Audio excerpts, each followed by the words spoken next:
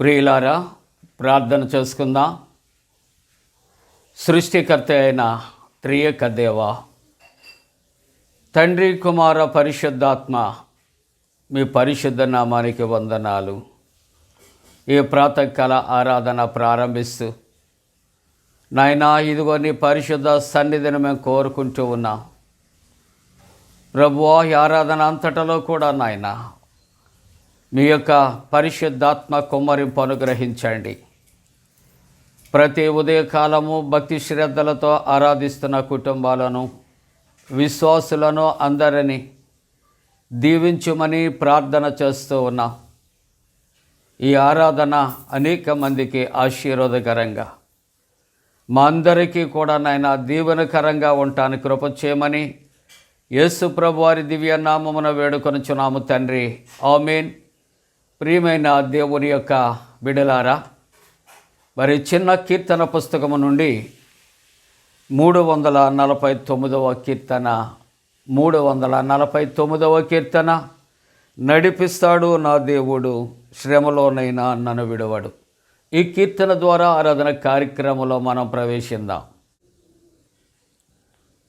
నడిపిస్తాడు నా దేవుడు, శ్రమలోనైనా నన్ను విడువడు. నడిపిస్తాడు నా దేవుడు, శ్రమలోనైనా నన్ను విడువడు.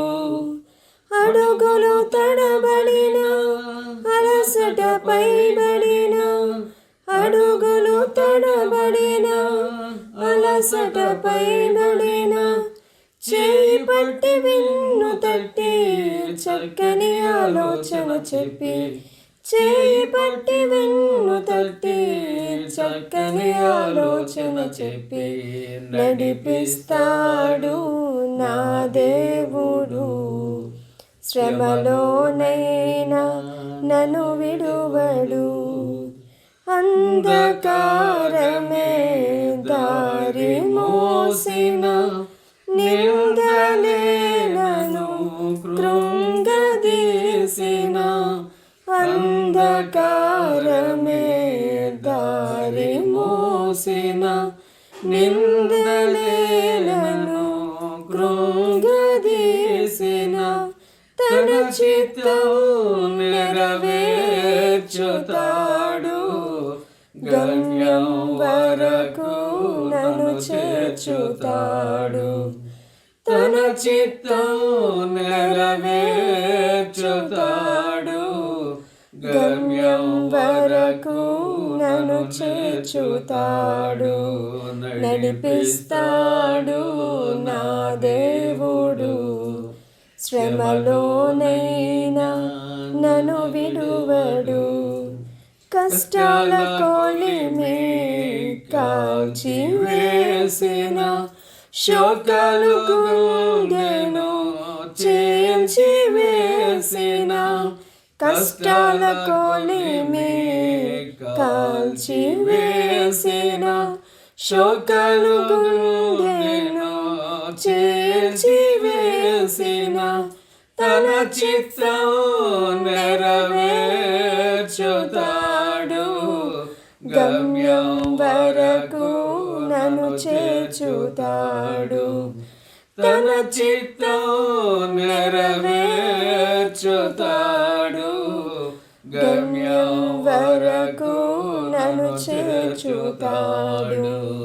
నడిపిస్తాడు నా దేవుడు, శ్రమలోనైనా నన్ను విడువడు.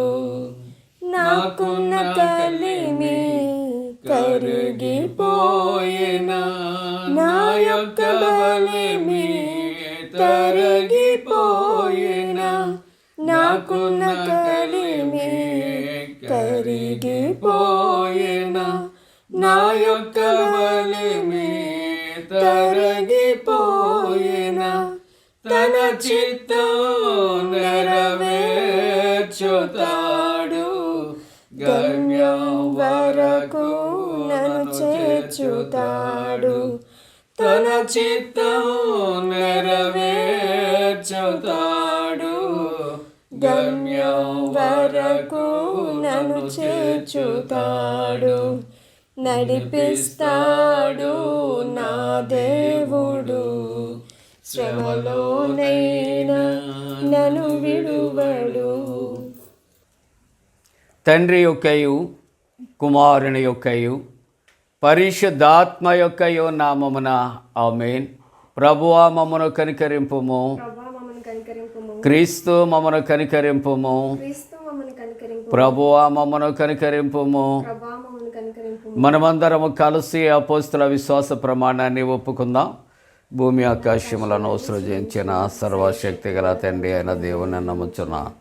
ఆయన కుమారుడును మన ప్రభు అయిన యేసుక్రీస్తు నమ్ముచున్నాను. ఈయన పరిశుద్ధ ఆత్మ వలన గర్భమున ధరింపబడి కన్యైన మరియకు పుట్టి పొంతె పిలాతు అధికారము క్రింద శ్రమపడి సిలువ వేయబడి చనిపోయి సమాధి చేయబడిననియు అదృశ్య లోకములోనికి దిగననియు చనిపోయిన వారిలో నుండి మూడవ దినమున లేచి పరలోకమునకెక్కి సర్వశక్తి గల తండ్రి యగు దేవుని కుడి చేతి వైపున కూర్చుండి ఉన్నాడనియు సజీవులకును మృతులకును తీర్పు చేయటకు అక్కడ నుండి వచ్చననియు నమ్ముచున్నాను. పరిశుద్ధ ఆత్మ నమ్ముచున్నాను. పరిశుద్ధ క్రైస్తవ సంఘముకు పరిశుద్ధ సహవాసమును పాపక్షమాపణయు శరీర పునరుద్ధానమును నిత్య జీవమును నమ్ముచున్నాను. ఆమేన్. ప్రియులారా, మనమందరము కూడా అలాగే నిలిచి ఉండి పరిశుద్ధ గ్రంథాలు తెరచి 57వ సంకీర్తన 7వ వచనము నుండి చివరి వరకు ఉత్తర ప్రచేతుల రీతిగా చదువుకుందాం. 57వ సంకీర్తన 7వ వచన ప్రారంభం. నా హృదయము నిబ్బరముగా ఉన్నది, దేవా నా హృదయము నిబ్బరముగా ఉన్నది, నేను పాడుచు స్తుతిగానము చేసేదను. నా ప్రాణమా మేలుకొనుము, స్వరమండలమా సితారా మేలుకొనిడి, నేను వేకువనే లేచెదను. నీ కృప ఆకాశము కంటే ఎత్తైనది, నీ సత్యము మేఘమండలము వరకు వ్యాపించి ఉన్నది. ప్రభువా, జనములలో నీకు కృతజ్ఞతాస్తుతులు నేను చెల్లించెదను, ప్రజలలో నిన్ను కీర్తించెదను. 11వ వచనం అందరం కలిసి చదువుకుందాం. దేవా, ఆకాశము కంటే అత్యున్నతుడవుగా నిన్ను కనబరుచుకున్నాము, నీ ప్రభావము సర్వభూమి మీద కనబడనేము. తండ్రికిని కుమారునికిని పరిశుద్ధాత్మకును ఆది అందిప్పుడు ఎల్లప్పుడూ యుగ యుగములందుండునట్లు మహిమ కలుగునుగాక. ఆమేన్. ప్రియులారా, ఈ ప్రాతకాల ఆరాధన కొరకు ఏర్పాటు చేయబడిన పరిశుద్ధ లేఖనాన్ని చదువుకుందాం. దయచేసి పరిశుద్ధ గ్రంథాలు తెరవండి. 27వ సంకీర్తన 7వ వచనము నుండి 12వ వచనం వరకు చదవచ్చు ఉంటుండగా నాతో కలిసి చదవాలని ప్రేమతో తెలియచేస్తున్నాను. 27వ సంకీర్తన 7వ వచన ప్రారంభం. యెహోవా, నేను కంఠధ్వని ఎత్తి నిన్ను ప్రార్థించినప్పుడు నా మనవి ఆలకింపుము. కరుణతో నాకు ఉత్తరమిమ్ము. నా సన్నిధి వెదకుడని నీవు సెలవీయగా, యెహోవా నీ సన్నిధిని నేను వెదకిదనని నా హృదయము నీతో అనెను. నీ ముఖమును నాకు దాచకము, కోపము చేత నీ సేవకుని తోలివేయకుము.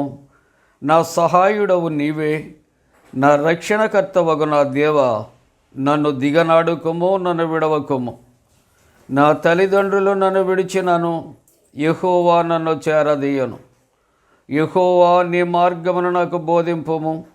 నా కొరకు పొంచి ఉన్న వారిని చూచి సరళమైన మార్గమును నన్ను నడిపింపుము. 12వ వచనం. అబద్ధ సాక్షులను క్రూరత్వము వెళ్ళగొక్కువారును నా మీదికి లేచి ఉన్నారు. నా విరోధులు ఇచ్చకు నన్ను అప్పగింపకము. ప్రార్థన చేసుకుందా.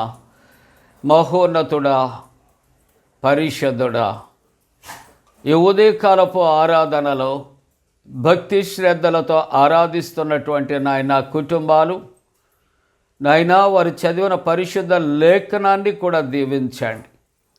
చదివిన ప్రతి బిడను ప్రతి కుటుంబాన్ని బహుగా ఆశీర్వదించండి.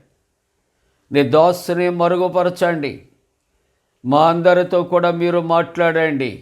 యేసు ప్రభు వారి పరిశుద్ధ నామమున వేడుకొనుచున్నాము తండ్రి. ఆమేన్. ప్రియమైన దేవుని యొక్క బిడలారా, యేసు ప్రభు వారి పరిశుద్ధ నామమున మీ అందరికీ కూడా శుభాలు నేను మీకు తెలియచేస్తూ ఉంటున్నాను. మరి యొక్క ఆరాధనల్లో పాల్గొంటూ చక్కగా లేఖన భాగాలు చదువుతూ వాక్య ధ్యానాన్ని చేస్తున్నటువంటి విశ్వాసులైనటువంటి మీరు, మీ కుటుంబాలు మరి ప్రస్తుత పరిస్థితుల్లో ఒకరి కొరకు ఒకరు ఎక్కువ ప్రార్థన చేయాలి. మరి ప్రస్తుత పరిస్థితులు, వాతావరణం చాలా భయంకరంగా ఉంది. వాతావరణము కొరకు మనం ప్రార్థన చేయాలి.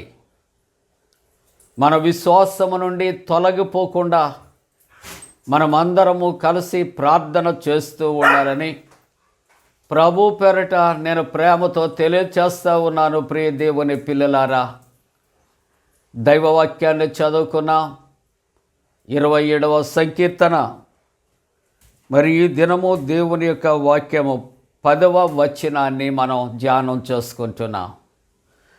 నా తల్లిదండ్రులు నన్ను విడిచినను, యెహోవా నన్ను చేరదీయను. చెప్పుకుందామా? నా తల్లిదండ్రులు నన్ను విడిచినను, యెహోవా నన్ను చేరదీయను. ప్రియ దేవుని పిల్లలారా, ఈ ఉదయకాలం ఎంత చక్కటి ఆదరణతో కూడినటువంటి మరి దైవ వాక్యాన్ని ప్రభు మనతో మాట్లాడుచూ ఉన్నాడు. ఈ వాక్య భాగం చదువుతూ ఉంటే మనకు ఎంతో తృప్తి కలుగుతుంది, ఊరట కలుగుతుంది, ఆనందం కలుగుతుంది కదా. దేవుని యొక్క వాక్యము సూటిగా మాట్లాడుతూ ఉన్నది. నా తల్లిదండ్రులు నన్ను విడిచినను, నా తల్లిదండ్రులు నన్ను విడిచినను. ఎవరు చేరదీస్తారట? యెహోవా నన్ను చేరదీయును. ఎంత చక్కటి మాట అండి. దేవుని యొక్క వాగ్దానాలు తప్పనిసరిగా నమ్మదగినవి. తల్లిదండ్రులు విడిచిపెట్టేస్తారా? తల్లిదండ్రులు విడిచిపెట్టారు, తల్లిదండ్రులు బిడ్డలను విడిచిపెట్టారు, బిడ్డలు తల్లిదండ్రులను విడిచిపెట్టారు. కానీ దేవుని యొక్క వాక్యము అసత్యము కాదు కదా. తల్లిదండ్రులు విడిచినను, యెహోవా నన్ను చేరతీయను. దేవుని వాక్యము ఎప్పుడూ కూడా సజీవమైనది, సత్యమైనది, యథార్థమైనది. ప్రియులారా, మనం పురాతన కాలము, మన యొక్క తాత ముత్తాతల కాలాన్ని జ్ఞాపకం చేసుకుంటే ఉమ్మడి కుటుంబాలు అని చెప్పుకుంటాం. మన తండ్రికి 10 మంది అన్నదమ్ములు ఉన్నప్పటికీ కూడా 10 మంది బిడ్డలు కూడా తండ్రి యొక్క మాట, తల్లి యొక్క మాట జవదాటకుండా ఆ కుటుంబములో కలిసి సహజీవనం చేసేవారు. కానీ ప్రస్తుత పరిస్థితులు రాను రాను బాధ్యతలు పెరిగిపోతూ ఉంటుండగా, జీవితం అనేది భారభరితమై ఉంటుండగా, ఎవరి యొక్క జీవనాన్ని వారు కొనసాగించటానికి ప్రస్తుత పరిస్థితులు ఇష్టపడుతూ ఉంటున్నారు. ప్రియులారా, తల్లిదండ్రులను విడిచిపెట్టినటువంటి బిడ్డలను చూస్తూ ఉన్నాం, బిడ్డలను విడిచిపెట్టినటువంటి తల్లిదండ్రులను కూడా చూస్తున్నాం. రెండూ కూడా వాస్తవాలే. అందుకని ప్రభు యొక్క వాక్యము అంటూ ఉన్నది, నా తల్లిదండ్రులు నన్ను విడిచినను, యెహోవా నన్ను చేరదీయను. ఎంత గంభీరమైన సత్యాన్ని ఇక్కడ భక్తుడు దావీదు గారు తెలియచేస్తూ ఉంటున్నాడు. దేవుని మీద ఎంత అచంచలమైనటువంటి నమ్మకాన్ని భక్తుడు కలిగి ఉన్నాడు. అటువంటి నమ్మిక మనం తల్లిదండ్రుల మీద కలిగి ఉంటాం, నో డౌట్. తల్లిదండ్రులు అదే విధంగా బిడ్డల మీద కూడా అదే విధమైనటువంటి నమ్మిక కలిగి ఉంటారు, నో డౌట్. కానీ లోకము యొక్క పరిస్థితులు చూస్తూ ఉంటున్నప్పుడు ఒకటి మనం చూస్తూ ఉంటుండగా భౌతిక సంబంధమైన జీవితంలో కూడా, కుటుంబ సంబంధమైన జీవితంలో కూడా ఎడబాటు అనేది తప్పని పరిస్థితులు కలుగుతూ ఉన్నాయి కదా. బిడ్డలను తల్లిదండ్రులు విడిచి, లోకాన్ని విడిచి, జీవితాన్ని విడిచి పరమునకు ఏతించినటువంటి వారు చరిత్ర పుటల్లో అనేక మంది మనం చూస్తున్నాం, పరిశుద్ధ గ్రంథములో చూస్తూ ఉన్నాం, లేకుంటే ప్రస్తుత జీవన స్రవంతిలో మనం చూస్తూ ఉన్నాం. మరి అటువంటప్పుడు ఆ బిడ్డలను ఆదుకున్న వారు ఎవరు?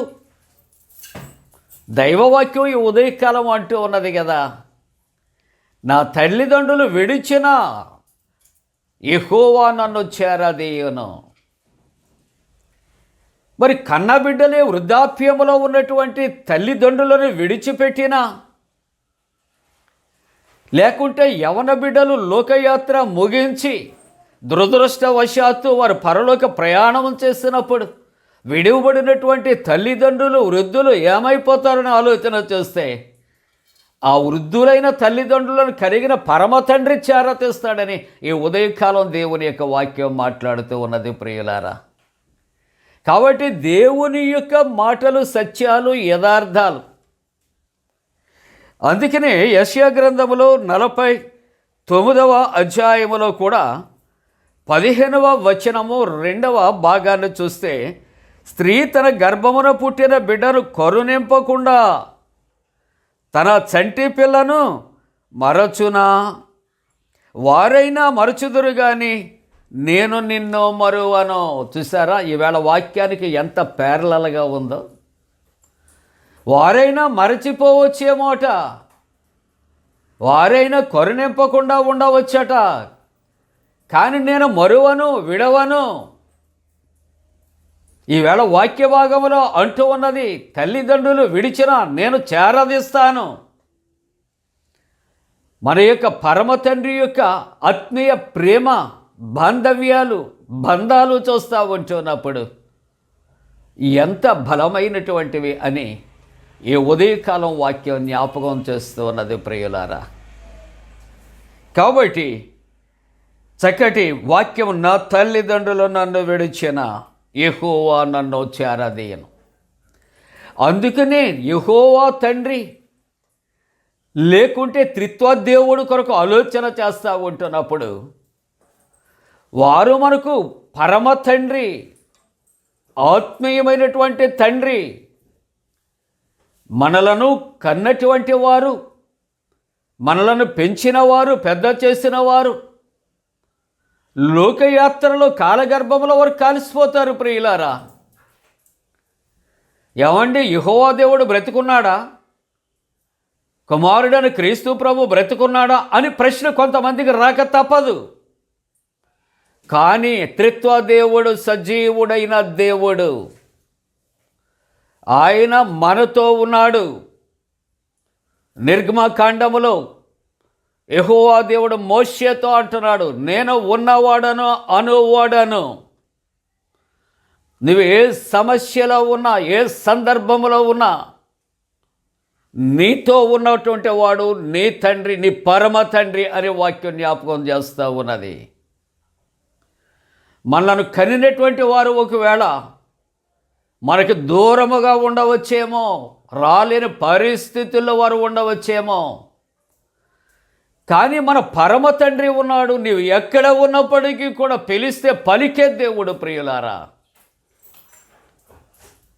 నీటిలో మునిగిపోతున్నటువంటి పేతురుని కూడా పరమ తండ్రి యేసయ్య చేయి చాపి ఆయన లేవనెత్తినటువంటి దేవుడు కదా. తల్లిదండ్రులము చూస్తూ కూడా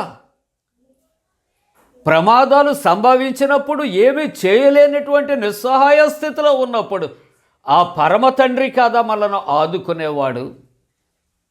అందుకని ఆ పరమ తండ్రి అయినటువంటి దేవుని కొరకు 46వ సంకీర్తన 1వ వచనములో ఆ పరమ తండ్రి అయినటువంటి దేవుడు మనకు ఆశ్రయముగా ఉన్నాడు, దుర్గముగా ఉన్నాడు, ఆపత్కాలములో నమ్మదగిన సహాయకుడుగా ఉన్నాడు. నమ్ముచూ ఉన్నావా?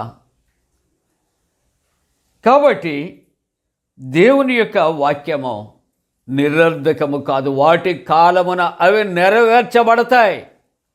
వాటి కాలమున అవి నెరవేర్చబడతాయి ప్రియులారా. అందుకనే 7వ వచనాన్ని మనం చదువుతూ ఉంటున్నప్పుడు భక్తుడు అంటున్నాడు, యెహోవా లేక నా దేవా, నేను కంఠధ్వని ఎత్తి నిన్ను ప్రార్థించినప్పుడు నా మనవి ఆలకించుము. చూసారా, ఇక్కడ చక్కటి రీజనింగ్ కనిపిస్తూ ఉన్నది. మన కన్న తల్లిదండ్రులు మరచిన మరువని దేవుడు, విడిచిన విడువని దేవుడు, చేరదీసే దేవుడు. కారణాలు ఏంటో తెలుసా నీకు? ఉదయకాలం భక్తుడు ప్రార్థన చేస్తున్నాడు, యెహోవా నేను కంఠధ్వని ఎత్తి నిన్ను ప్రార్థించినప్పుడు నా మనవి ఆలకింపుము. ఎప్పుడు ఆలకిస్తాడు? ఎప్పుడు ఆలకించమని ఇక్కడ భక్తుడు ప్రార్థన చేస్తూ ఉన్నాడు. ప్రియ దేవుని పిల్లలారా, నీకు నీవుగా నోటిలో సనుగుకుంటే కాదు, నీ పెదాలు కదిపితే కాదు. ఇక్కడ భక్తుడు అంటూ ఉన్నాడు, నేను కంఠధ్వని ఎత్తి ప్రార్థించినప్పుడు ఏం చేయాలటండి? కంఠధ్వని, కంఠస్వరము మనం హెచ్చించాలి, పెంచాలి, ప్రార్థన చేయాలి. ప్రార్థన చేస్తూ ఉన్నప్పుడు పరలోకపు పునాదులు కదిలిపోతాయి అంటున్నాడు భక్తుడు. అటువంటి ప్రార్థన చేయాలి.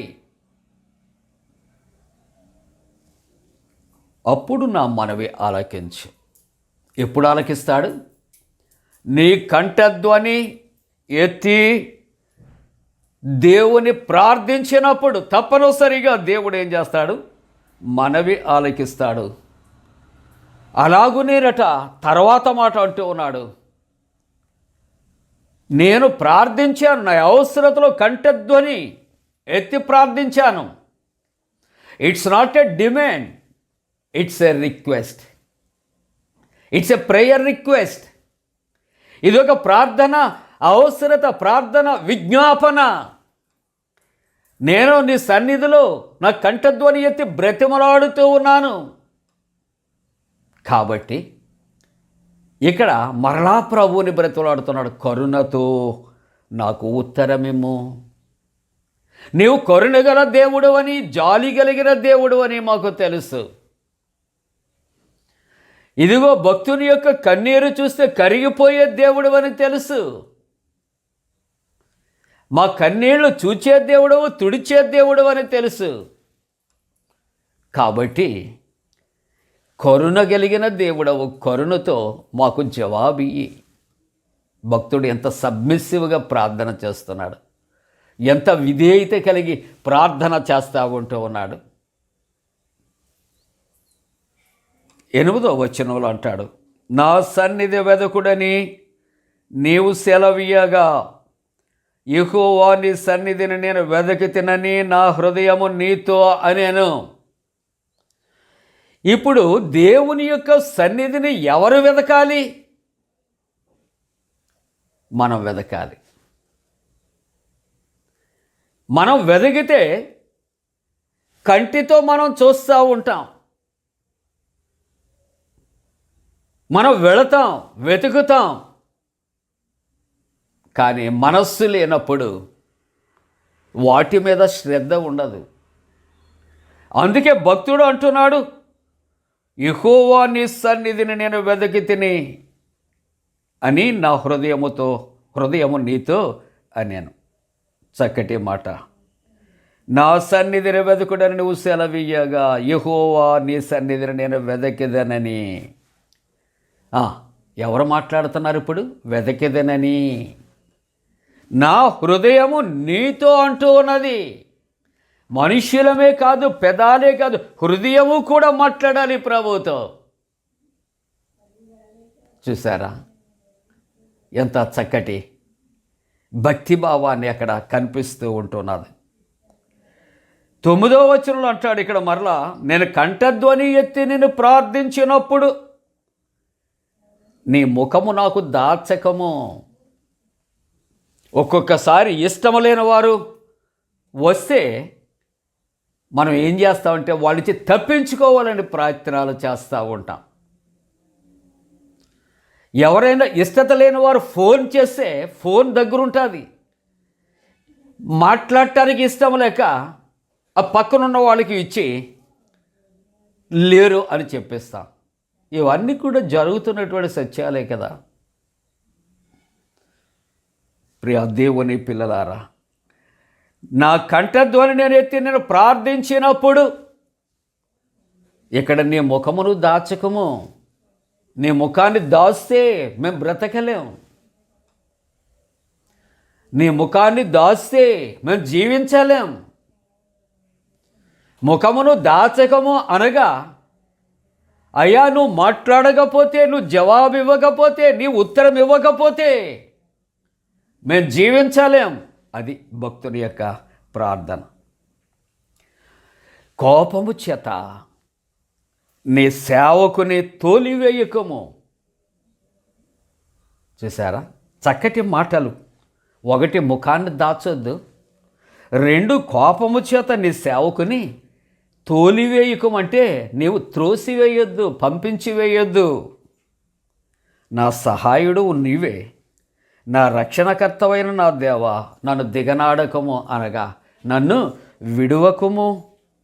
క్రింద అంటాడు, నన్ను దిగనాడకము, నన్ను విడవకము. ఎంత చక్కటి ప్రాస అక్కడ చూపెడుతూ ఉంటున్నాడు. ప్రియులారా, ముగింపుగా నా తల్లిదండ్రులు నన్ను విడిచిన యెహోవా నన్ను చేరదీస్తాడు. తల్లిదండ్రులు క్షమించలేకపోయినా, ప్రేమించలేకపోయినా, కోపతాపాలతో విడిచిన వారు చేరదీయకపోయినా, నేను నా కంఠధ్వని ఎత్తి నుండి ప్రార్థిస్తున్నప్పుడు నా మనవి ఆలకించి నాకు ఉత్తరమే. నిన్ను వెతకతినని నా హృదయం మాట్లాడుతూ ఉన్నది. కాబట్టి లోకస్తులు కన్న తల్లిదండ్రులు విడిచిన నీవు నన్ను చేరతీయి తండ్రి, పరమ తండ్రి అని భక్తుడు ప్రార్థన చేస్తున్నాడు. ఈ ఉదయకాలం మనము కూడా అటువంటి భక్తి శ్రద్ధలు కలిగి, వినయ విధేయతలు కలిగి లోకస్తుల వైపు చూడొద్దు. లోకస్తుల కొరకు మనం వారి సహాయం కొరకు ఎదురు చూడవద్దు. ప్రభు సహాయం కొరకు ఎదురు చూద్దాం. ప్రభువా, లోకము విసర్జించిన విడిచిన నన్ను నీవు చేరదీయగలిగినటువంటి దేవుడు. దేవుని వాక్యం అంటుంది, ముదిమి వచ్చే వరకు ఎత్తుకునేవాడను నేనే, చంకను పెట్టుకునేవాడను నేనే. ఎంత గొప్ప వాగ్దానాలు చేసిన దేవుడు మనకున్నాడు. మనల్ని చేరదీసే దేవుడు. ఆయన చేరటానికి మనం ఇష్టత కలగాలి. ఆయన చేరటానికి మనం ప్రయత్నాలు చేయాలి. ఆయన హక్కున చేర్చుకునే దేవుడు. అలాగున ఆయన యొక్క చేతికి మనము చేరబడటానికి, చేరవేయటానికి, ఆయన చేరదీయటానికి మనం ఇష్టత కలిగిన సన్నిధికి రావటానికి దేవుడు తన పరిశుద్ధాత్మ కూడా మనపై మెండుగా కుమ్మరించునుగాక. ఆమేన్. ప్రార్థన చేసుకుందాం. పరిశుద్ధుడా, పరిశుద్ధుడా, పరిశుద్ధుడా, ఈ ఉదయకాలం నాయనా మీరు మాకు శ్రేష్టమైన వాక్యాన్ని ఇచ్చారు. లోకము విసర్జించిన, తల్లిదండ్రులు మరిచిన, విడిచిన, లోకయాత్ర ముగించిన నాయనా మమ్ములను చేరదీయు దేవుడవని నీవు మాకు వాగ్దానం చేశావు. వినిచిన ప్రతి ఒక్కరికి ఆదరణ, ఓదార్పు కలుగు చేయండి దేవా. ఇదిగో తండ్రి, కరోనా వైరస్తో ఉన్న ప్రతి ఒక్కరిని స్వస్థపరచండి. మరణాల సంఖ్య తగ్గించండి. మా పాపాలు క్షమించండి. రక్షణలో నడిపించండి నాయన. భయంకరమైన వాతావరణంలో ఉన్నాము. ఈ తుఫాను నాయన భార్య నుండి మమ్మల్ని అందరినీ కూడా సంరక్షించమని ప్రార్థన చేస్తూ ఉన్నాం. అలాగనే ప్రభువా, ఇదిగో తండ్రి, గర్భిణీ స్త్రీల కొరకు సుఖప్రసవము దయచేయండి. బిడలు లేని వారికి సంతానం కలుగు చేయండి. వివాహ వ్యవస్థలో ప్రవేశించే యవనస్తుల కొరకు, ఉద్యోగ ప్రయత్నాలు చేస్తున్నటువంటి బిడల కొరకు నీ సన్నిధిలో ప్రార్థిస్తున్నాం. నీట్ ఎగ్జామ్ రిజల్ట్స్ కొరకు ఎదురు చూస్తున్న బిడ్డలు, సచివాలయం నా తండ్రి నేను ఉద్యోగాల కొరకు పరీక్షలు రాసిన బిడ్డలకు జయము కలుగు చేయండి. అలాగే ప్రభు, మా దేశము, మా రాష్ట్రము, ప్రభుత్వం అధికారుల కొరకు ప్రార్థన చేస్తున్నా. దేవారాధన నేను గనపరుస్తున్న ప్రతి కుటుంబాన్ని దీవించమని యేసు ప్రభు దివ్య నామమున వేడుకొనుచున్నాము తండ్రి. ఆమేన్. పరలోకమందున్న మా తండ్రి, నీ నామం పరిశుద్ధపరచబడనుగాక, నీ రాజ్యం వచ్చనుగాక, నీ చిత్తం పరలోకమందు నెరవేర్చున్నట్టు భూమి అందు నెరవేరునుగాక. మా ఆయన దిన ఆహారము నేడు మాకు దాయిచ్చే, మేడల అపరాధం చేస్తున్న వారిని క్షమించన్న ప్రకారముల అపరాధము క్షమించు. శోధంలో రీతేక కీడు నుండి తప్పించము. రాజ్యము, శక్తియు, మహిమ నిరంతరం నీవై ఉన్నవి. ఆమేన్. మన పరమ తండ్రి అయిన దేవుని యొక్క ప్రేమయు, ప్రభువైన యేసుక్రీస్తు ప్రభు కృపయు, పరిశుద్ధాత్మ యొక్క అన్యోన్య సహవాసం ఈ ఉదయకాలపు ఆరాధనలో ప్రభువా నిన్ను గణపరుస్తున్న ప్రతి కుటుంబానికి విశ్వాసికి తోడుగుడు సంరక్షించి కాపాడునుగాక. ఆమేన్. తల్లి తన బిడ్డను మరచినను, మరువడు నీ దేవుడు నిన్ను. తల్లి తన బిడ్డను మరచినను, మరువడు నీ దేవుడు నిన్ను. తల్లి కన్నా తండ్రి కన్నా ఉత్తముడు, తల్లి కన్నా తండ్రి కన్నా ఉత్తముడు. దేవుని యందు నిరీక్షణయుంచి ఆయనను స్తుతించున ప్రాణమా.